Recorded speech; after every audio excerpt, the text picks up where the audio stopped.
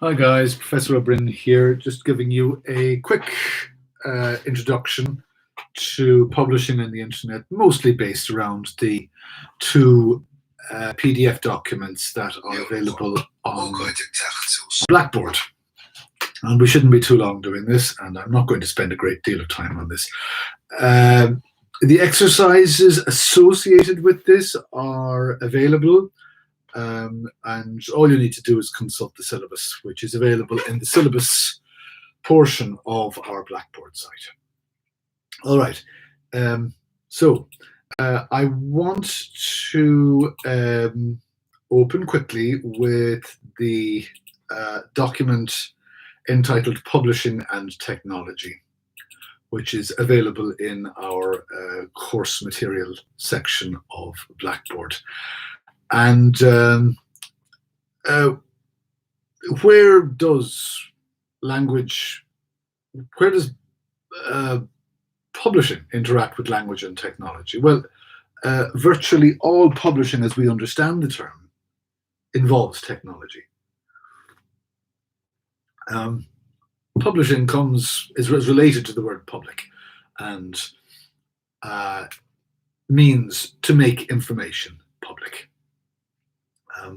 And publishing has been going on for a great deal of time. You've all heard of the language learning app, Rosetta Stone. Started out with CDs 10 or 15 years ago, but it's based on a genuine Rosetta Stone, which was a public announcement to Egyptians in 3 languages. And the Rosetta Stone was obviously, we know it because it was one of the keys to cracking Egyptian hieroglyphics. But we forget that the Rosetta Stone was actually thought up. It was created to promulgate law. And the easiest way to do this, presumably, was to hammer the message into a gigantic stone and put it in a public place. Now, that was about the only way you could publish something in the old days. Otherwise, you could stand in the middle of the village and shout your message. Once papyrus and animal skins became common as writing surfaces, we then move on to the concept of scrolls, codices, and manuscripts. But again, if you wanted to publish something, that meant paying somebody to copy the information or to write it down yourself. And you must remember that probably fewer than 1% of the human population until the 14th, maybe even the 15th century, could read or write. So if you were publishing, you were really only publishing to the people who could read the material you were writing down. That would be rich, educated people.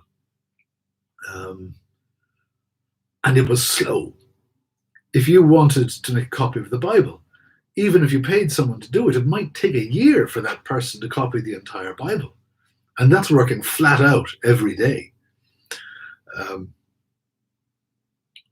Now, the big change, and this is why it's always mentioned in high school history classes, and you keep hearing about it, and it keeps reminding to you. It keeps being reminded. You keep being reminded of this. Is the invention of the printing press in Germany, sometime around 1450, by a fellow called Johannes Gutenberg. Now, the printing press depended heavily on the German language, or in fact, he started publishing in Latin. In fact, being alphabetical. Gutenberg understood that if you wanted to print the word get, all you needed was a block for the G, a block for the E, a block for the T. Ink those blocks, press the blocks on the paper, and you've got the word GET. Then you can reuse that G and you can reuse the E and you can reuse the T somewhere else. So Gutenberg realized that all he needed was a pile of A's, B's, C's, D's, E's, and F's. And he didn't need pen and paper. All he needed was ink and blocks and sheets of paper. And he could actually press the ink into the right shape on paper. That's the importance of the printing press. The point being that once he had typeset a page, he could press those blocks onto one sheet of paper, 2 sheets of paper, 200 sheets of paper, 2,000 sheets of paper. No longer would it take a year to copy the Bible. Gutenberg, let's say the Bible is 500 words long, and Gutenberg can print 500 pages a day. In 500 days, Gutenberg could have 500 Bibles. So as you can see, the ability to disseminate information in linguistic form rose overnight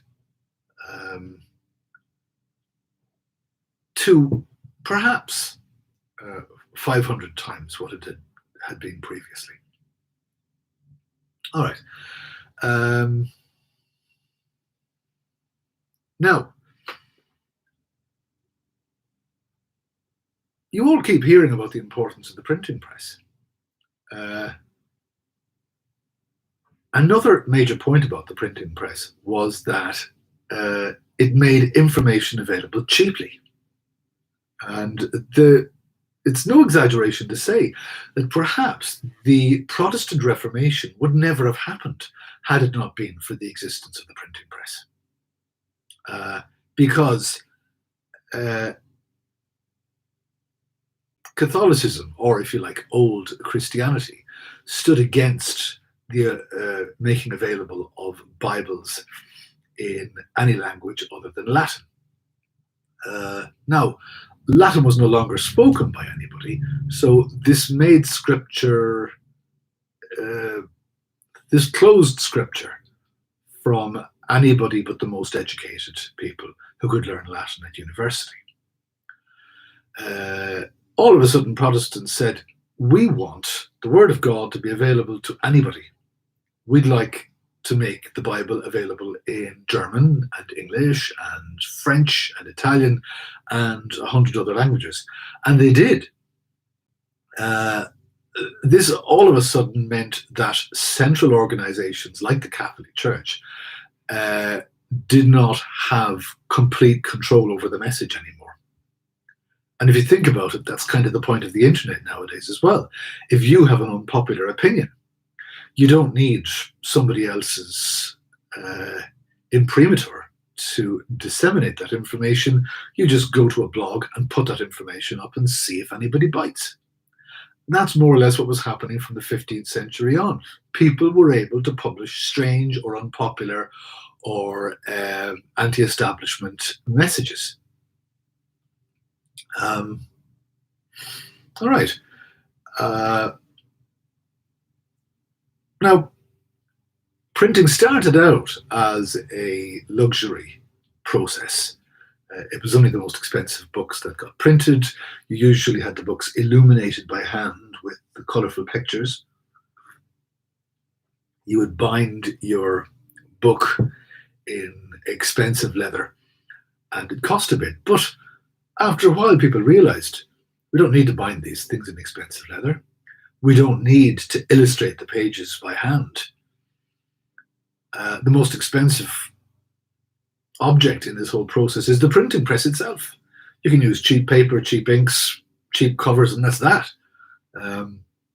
So people rapidly began to realize that rather than, let's say, copying off a single announcement that the village fair is going to be held next Saturday, you could go down to the local printer and have him print 20 or 30 or 200 copies of the announcement and mail them to every tree in the neighborhood.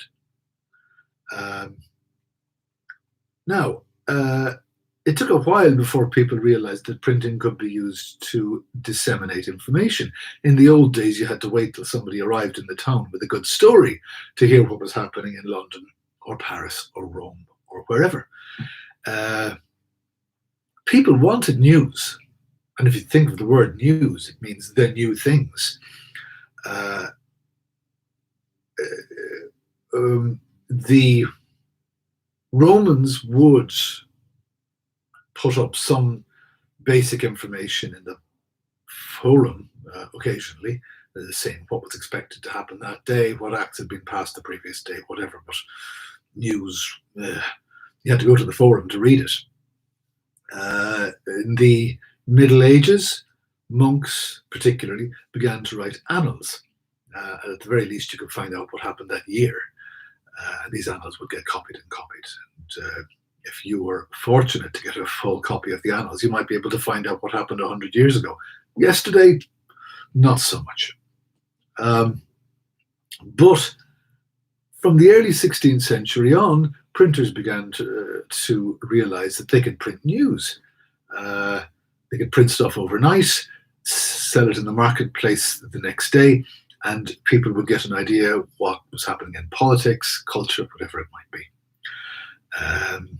And this started out as pamphlets. You'll see this on page 5 of the PDF, typically describing noteworthy events that happened lately, a great battle, an important law that was passed, the death of the king, whatever it might be.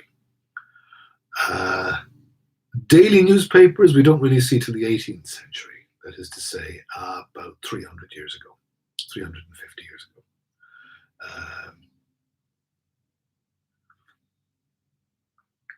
300 years. It was expensive and it was a dirty process because there was a lot of ink, there was a lot of paper, there was a lot of machinery involved. And you could really only print off a few hundred copies in a night. So newspapers remained very local and of very limited availability. Now, the big change here is the 19th century, steam power. And precision manufacturing. You could precision manufacture a printing press and power it with a steam engine, and rather than have somebody or a horse or something print each page, you could simply get a printing press with a rotary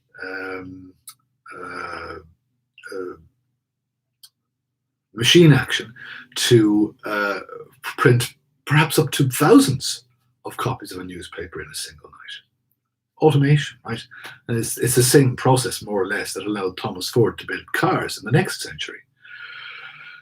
All right. These precision technology allowed humankind to build high quality printing presses using steam engines that could print a great deal of material at the same time. And it's no surprise that the 19th century then gives us the rise of popular literature.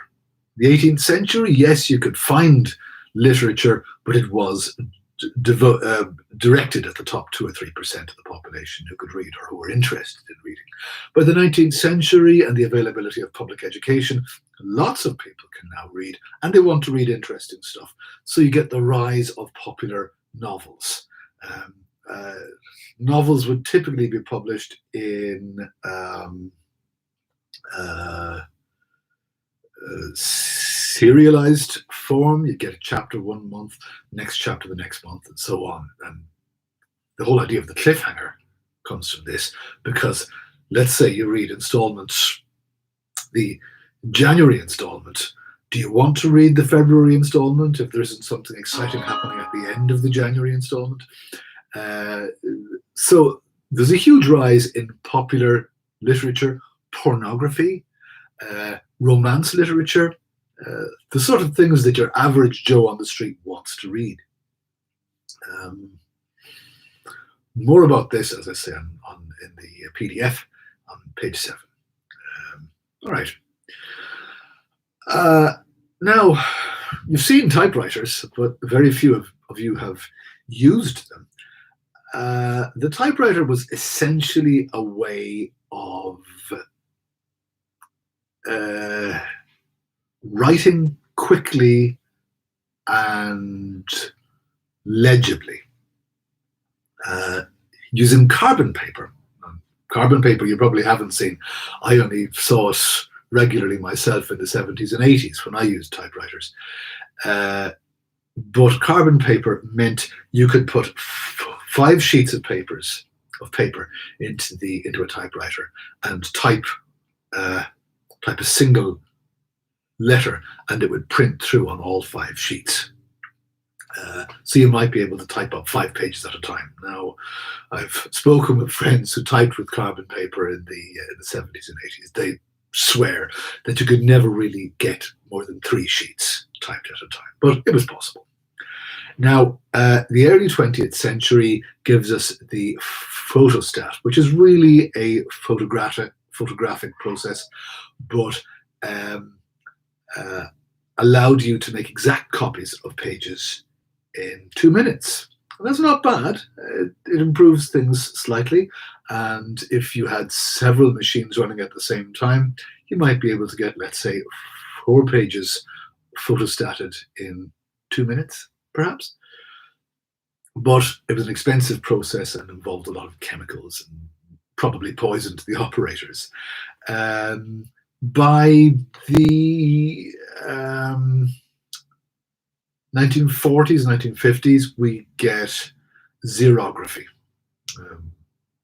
or perhaps a bit later. You might know this also as photocopying. Probably most institutions you're in connection with have a photocopier somewhere. These things were expensive and slow in the 60s, but now they act like mini printing plants. There isn't anything stopping you printing your own newspaper on several of these machines now. You can print a page in several seconds. Now, this technology, the home printing technology developed in the 1960s and 70s with the arrival of dot matrix technology. Now, all I mean here is that you could use a home printer rather than going to an institution to get your stuff printed. In the old days, you'd have had to go into a print shop. They would print off the material for you. And you have to remember, you couldn't simply bring it in the form of a computerized file. You had to bring a typewritten copy into the print shop, and they would copy it off for you using whatever photocopying technology they had there. Now, by the 1960s, 1970s, the availability of dot matrix printers, now rose. All I'll say is that dot matrix technology simply allowed you to make letter forms using tiny dots. And that meant it was possible. It's the pages didn't look fantastic, but it was possible to print something like a journal or a book using dot matrix printers, or more crucially, you were able to do your own printing at home. It wasn't pretty, but it was possible. Now, what were you printing with? The 1960s presents the opportunity to digitize language. Up until then, you had physical copies of pages that you had to copy. Now, all of a sudden, you could use a computer, press the letter A. The letter A would be sent off to your dot matrix printer, and that would print several score dots onto the printed page, and those several score dots, hey presto, would present themselves in the form of the letter A. Then you could press V, and the same thing would happen. But the crucial point here was that now you have the digitization of language. Your computer recognizes when you press the letter A that it's a series of zeros and ones, that triggers a process in the computer and sends the process off to the printer, which then prints the letter A. But you have to have a computer. And it was really only in the late 1970s, early 80s that homes could afford their own computers. Essentially, what you have then from the 80s is the ability to publish your own material at home. With enough ink, a reliable printer, and enough paper, you could conceivably print 1,000 copies of your neighborhood newspaper. And it happened. Or you could print off a copy of your political screed. All right. Now, technology allowed you then to disseminate your information cheaply. You didn't even have to go to the print shop anymore. All you needed to do was have your own home computer and a printer next to it. Might cost you a few $100s, that's it. Now, the big jump here is in the late 90s, early noughties, with the arrival of the internet. Now you don't need to print anything at all. You just need to set up your own website and put your information up there. Now, you have to remember, until then, there was no internet. If you wanted your information to be read in Geneva or Melbourne or Shanghai, you had to mail the information there. Now, all of a sudden, you just need to put your web page on the internet and see if somebody in Shanghai is interested in reading it. All right. We've spoken before about the digitization of language. It started with Bordeaux in the late 19th century. That technology developed into telex technology in the 20th century.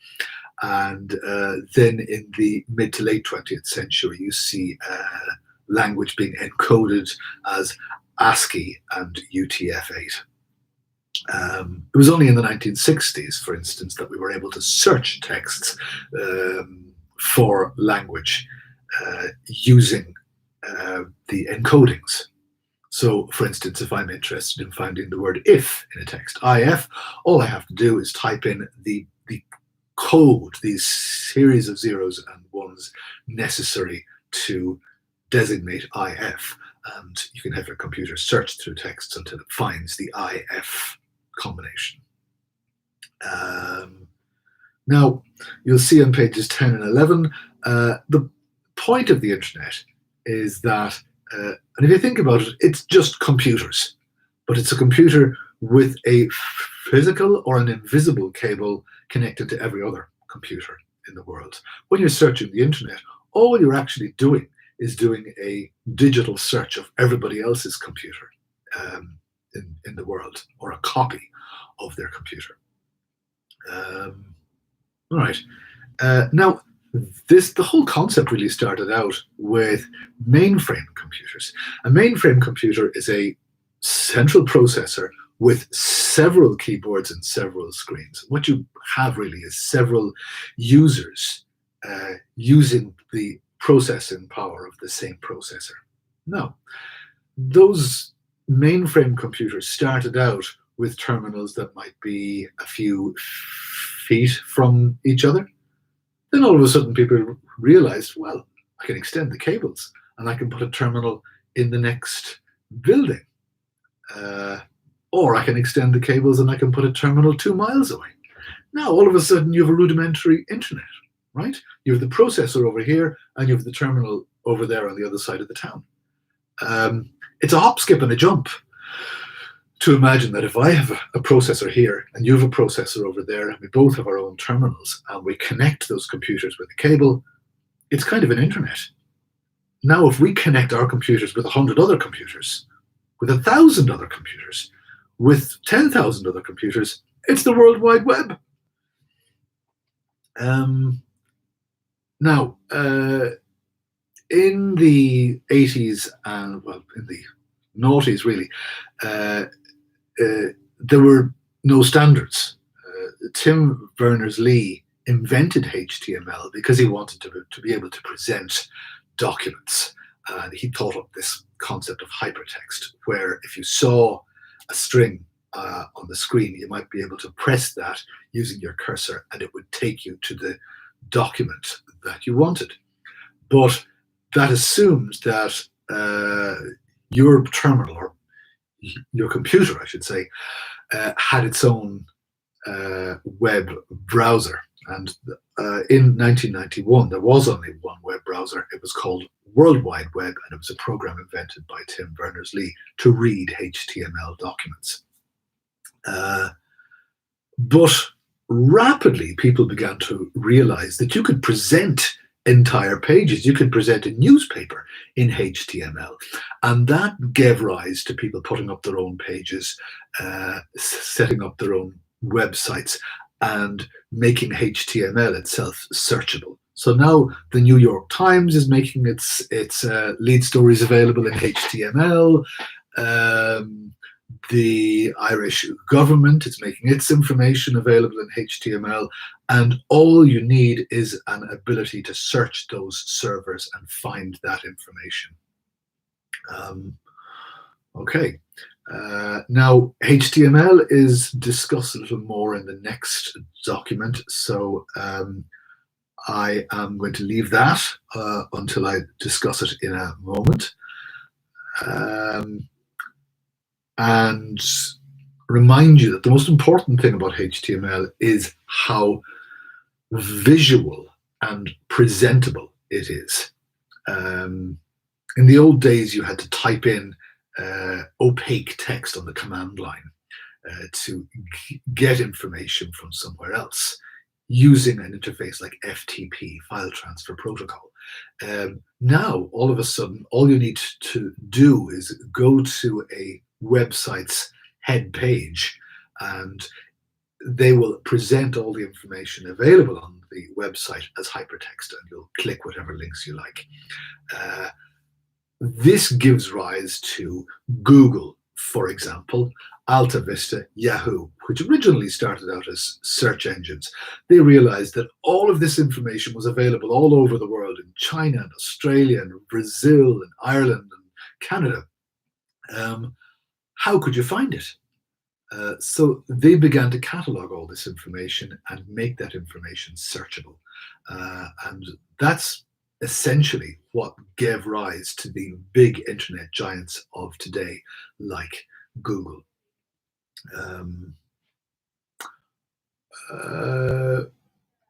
As I say, in the noughties, many people set up their own websites to disseminate their own information, but it was cumbersome. You had to know HTML, you had to program your own sites, and if you made an error here or there, the page might collapse. Rapidly, companies began to see an ability to allow people to put their own information up using those companies' platforms themselves. And this is where social media comes in. Why program your own website when there might be something available like blogger.com or Twitter, where all you have to do is type the information in and poof, it gets laid out and disseminated for you. So with that, the personal website died pretty much, and the internet giants began to host other people's information. All right.